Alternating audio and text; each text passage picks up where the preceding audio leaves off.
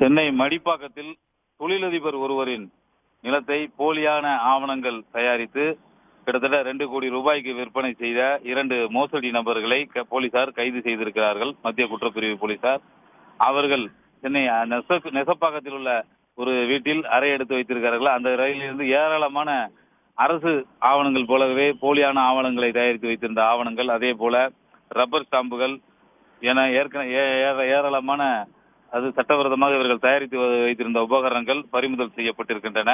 2 பேரை தற்போது போலீசார் கைது செய்து தீவிரமாக விசாரித்து வருகின்றனர். இவர்கள் பின்னணியில் உள்ள கும்பல் குறித்தும் போலீசார் தற்போது தீவிர விசாரணை மேற்கொண்டு வருகின்றனர்.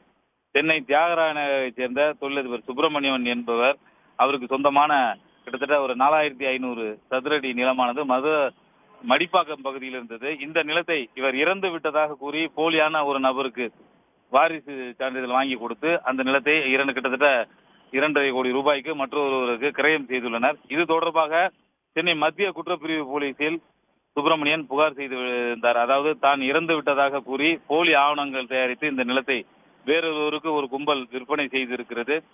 சம்பந்தப்பட்டவர்கள் மீது நடவடிக்கை எடுக்க வேண்டும் என புகார் செய்திருந்தனர்.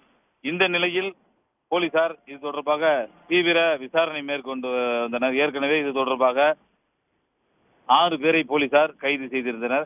இந்த நிலையில் இந்த போலி ஆவணங்கள் தயாரிப்பதற்கு மூளையாக செயல்பட்ட ஜகபர் சாதிக், அதே போல பாரதி ராஜா ஆகியோரை போலீசார் தீவிரமாக தேடி வந்த நிலையில் கொளத்தூர் பகுதியில் அவர்களை கைது செய்தனர்.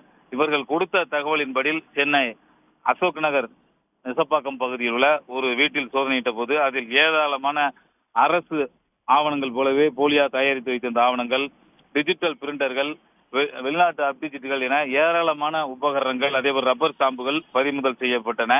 போலீசார் இது பற்றி கேட்டபோது 50 ஆண்டுகளாக இருந்தாலும் சரி, 100 ஆண்டுகளுக்கு முன்னாடி உள்ள பத்திரங்களை கேட்டாலும் அதே போல பழைய பேப்பர்களை வைத்து தயாரித்து கிட்டத்தட்ட பல ஆண்டுகளாக இதேபோல் மோசடி செய்திருப்பது தெரிய வந்தது.